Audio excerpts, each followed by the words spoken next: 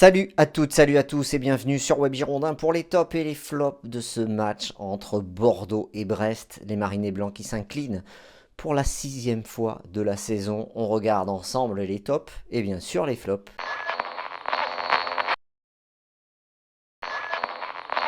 Les tops, ça va être simple et rapide. Le premier, c'est Stian Gregersen, le grand défenseur central des Girondins de Bordeaux, a marqué ce soir, ce qui vient ponctuer une prestation plutôt très intéressante de sa part.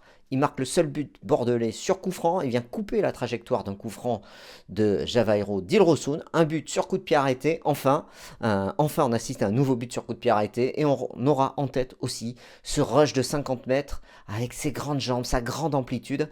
Rush qu'il a fait en deuxième mi-temps pour apporter de l'Angers et obtenir un coup franc à 20 mètres du but de Brest. Voilà, c'est un top pour Gregersen qui s'affirme comme un élément important du 11 bordelais. Autre joueur que je mets en top, mais un top un peu en dessous bien sûr de celui de Gregersen. C'est un top d'encouragement puisqu'il était plutôt habitué à être dans la rubrique des flops. C'est Javairo Dilrosun. Pourquoi? Parce qu'il a fait 25 à 30 minutes de bonne facture avec du jeu altruiste, rapide, vers l'avant, avec toujours l'intention de faire jouer ses coéquipiers. C'était un reproche que je lui avais fait, que beaucoup lui faisaient depuis le début de la saison. Et là, Dilrosun a montré qu'il savait jouer avec ses partenaires. Attention quand même à ses replacements défensifs. Après, il a sombré en deuxième période, comme tous ses partenaires, avant d'être remplacé. Voilà, c'est tout pour les tops. On regarde tout de suite les flops.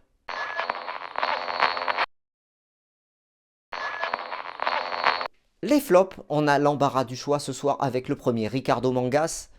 Il est fautif sur l'égalisation de Brest. C'est le tournant du match. Cette erreur de relance incroyable qu'il fait dans les 6 mètres. Pourquoi il fait cette erreur? Parce qu'il ne maîtrise pas son geste. Il ne maîtrise pas son geste technique qui est un dégagement qu'il doit faire. Il doit bien contrôler le ballon pour l'envoyer à l'extérieur de la surface de réparation bordelaise sans danger. Et là, il est pris par la rapidité. Il n'a pas le temps de se replacer et il envoie le ballon sur l'attaquant de Brest qui a juste à la pousser au fond. Voilà, c'est le tournant du match. À partir de cet instant, Bordeaux sombre complètement à la suite de cette erreur de Mangas.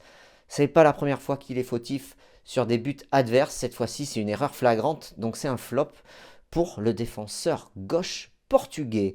Autre flop, c'est Edson Mecher.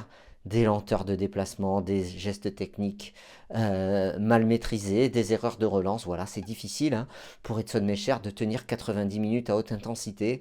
Et il a montré qu'il ne pouvait pas diriger cette défense bordelaise et qu'il n'avait pas, en tout cas, le physique pour. Donc c'est un flop pour Edson Mecher aussi. On continue à remonter le terrain avec Otavio qui passe complètement au travers de son match. Un de plus. Lui aussi, il est abonné à cette rubrique des flops. Otavio, malheureusement, c'est un joueur que moi j'appréciais beaucoup la saison dernière, mais malheureusement aujourd'hui, une fois de plus, avec un duel gagné en 68 minutes de jeu. Comment c'est possible quand on est milieu défensif de gagner qu'un seul duel? Déjà, il en joue peu et il en gagne peu. Et en plus, c'est un duel de la tête. Surprenant. Voilà, donc ça illustre son non-match et sa difficulté dans le jeu. Voilà, ça ne prend pas. La mayonnaise ne prend pas entre Otavio et le collectif que veut instaurer Vladimir Petkovic. Autre flop, je regarde ma petite note, c'est Yacine Adli. Yacine Adli, c'est toujours très difficile d'évaluer les matchs de Yacine Adli. Mais aujourd'hui, c'est plus facile. Pourquoi? Parce que lui aussi, il n'a pas mis d'intensité dans son jeu. On l'a vu marcher, on l'a vu faire des appels à droite quand le jeu est à gauche, appels à gauche quand le jeu est à droite. Il ne s'est jamais rendu disponible pour ses partenaires et ses partenaires n'ont pas non plus cherché à le trouver systématiquement.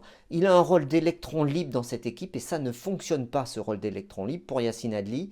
Voilà, c'est un match complètement raté de sa part. Voilà, ce match face à Metz le week-end dernier était mi-figue mi-raisin, mais il avait mis de l'intensité et il était allé dans les duels. Et là, une semaine plus tard, patatras, il passe complètement à côté. C'est un flop pour Yacine Adli. Il y a un autre joueur qui est passé complètement à côté aussi, c'est Rémi Houdin. Match étincelant à Metz. On le sait, Rémi Houdin a des difficultés d'enchaîner les matchs et les bonnes prestations, match après l'autre, journée après journée, un peu à l'image de Yacine Adli justement. Ce sont des jeunes joueurs, ils doivent apprendre à être performants de manière régulière. Être performant une fois, c'est facile, mais être performant chaque week-end, c'est plus difficile. C'est là où on reconnaît les joueurs de haut niveau et la différence se fait entre les catégories de joueurs. Voilà, c'est ceux qui arrivent à répéter les performances. Quand tu n'arrives pas à répéter les performances, tu as des difficultés à jouer au haut niveau. Et là, Rémi Houdin, il a montré qu'il avait toujours des difficultés à répéter les performances de haut niveau, match après match. Il est passé complètement au travers. Voilà, c'est un match sans pour lui. Et il n'a rien réussi et il est remplacé aussi par Vladimir Petkovic. Vladimir Petkovic, est-ce que je le mets dans les flops? Oui, petit flop pour le coach, parce qu'on attend plus. Moi, j'attends plus dans son coaching, plus de prise de risque. Il faut qu'il bouleverse ce collectif qu'il a mis en place. Sur sa compo de départ, on a envie de voir d'autres joueurs. Otavio, on ne peut plus aujourd'hui comprendre pourquoi Otavio est toujours aligné titulaire alors qu'il y a des solutions sur le banc de touche. Vous avez euh, Tom Lacou, par exemple. Alors Tom Lacou, c'est vrai, c'est pas un joueur extraordinaire peut-être, mais c'est un joueur en devenir qui a montré qu'il avait des qualités, au moins de combativité et au moins de duel. Et s'il pouvait au moins apporter ça à l'équipe, ben, ça serait un plus déjà pour les Girondins. Mais ce n'est qu'un exemple. Voilà. Je vous remercie. Je vous dis à bientôt sur webgirondin.com. N'hésitez pas à nous soutenir. On a besoin de votre soutien pour continuer à vous proposer des vidéos et des contenus réguliers. Ça, c'est la deuxième vidéo que vous voyez d'une série de 7 vidéos qui va aller jusqu'à dimanche prochain. Et avec lundi prochain, pas demain mais dans le talk, un invité exceptionnel. En attendant, je vous donne rendez-vous sur webgirondin.com pour aller lire l'actualité, le joueur par joueur et les dernières infos sur les Marinés Blancs. Allez, salut et à bientôt. Ciao, ciao!